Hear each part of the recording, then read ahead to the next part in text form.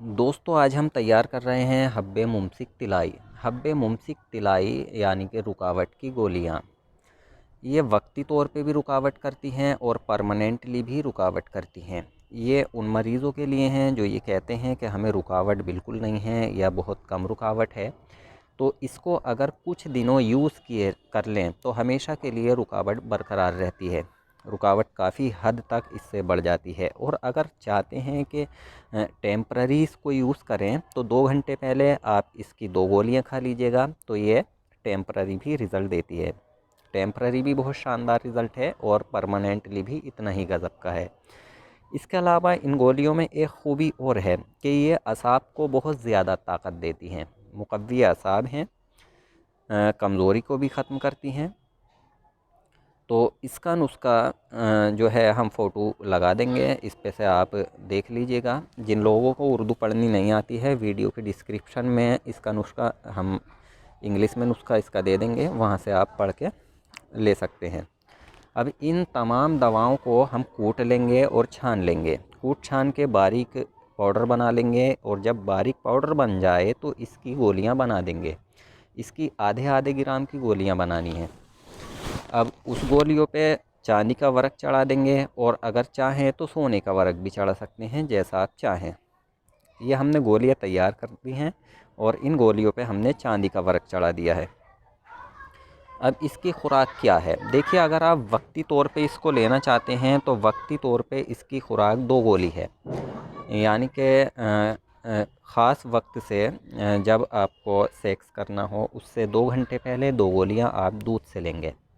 लेकिन एक बात याद रहे कि पेट में खाना नहीं हो, यानी कि खाना हज़म हो जाए उसके बाद ही ये मेडिसिन लेनी चाहिए।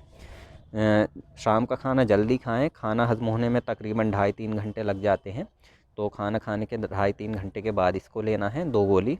और आपको जो टाइम मिलना चाहिए ख़ास वक्त से 2 घंटे इसको मिलने चाहिए। यानी कि गोली खाने के बाद भी 2 घंटे आपको मिलने चाहिए। 2 घंटे तक आपको कुछ नहीं खाना है, उसके बाद अपने काम पर लगना है। तो ये काफ़ी हद तक, बहुत हद तक रुकावट करती हैं। ये यूनानी तिब का एक क्लासिकल नुस्खा माना गया है और हुक्माए अहले हिंद इस नुस्खे के अच्छे होने पे मुत्तफ़िक हैं। तो बेखटक होकर आप इसको बना सकते हैं। तो ये मेरे मतलब का चलता हुआ नुस्खा है, रिज़ल्ट बहुत गज़ब का है। लेकिन इसमें भी एक ख़ास ध्यान रखना है कि इसमें अफ़ीम जो है वो ओरिजिनल हो। अज्ज़ा तो सभी ओरिजिनल हों, लेकिन अफ़ीम को इसलिए कह रहा हूँ कि बाकी जो अज्ज़ा हैं आपको ओरिजिनल मिल जाते हैं, लेकिन अफ़ीम जो है वो ओरिजिनल नहीं मिलता है। लोग कस्में खा खा के भी जो अफ़ीम देते हैं वो भी ओरिजिनल नहीं होता है उसमें, बल्कि 1% भी ओरिजिनल उसमें नहीं है। अगर आप 100 ग्राम अफ़ीम लेंगे तो 100 के 100 ग्राम जो है वो डुप्लीकेट होती है, ओरिजिनल अफ़ीम नहीं मिलती। तो अफ़ीम आपको सिर्फ़ और सिर्फ ओरिजिनल ही लेनी है, वही काम करेगी।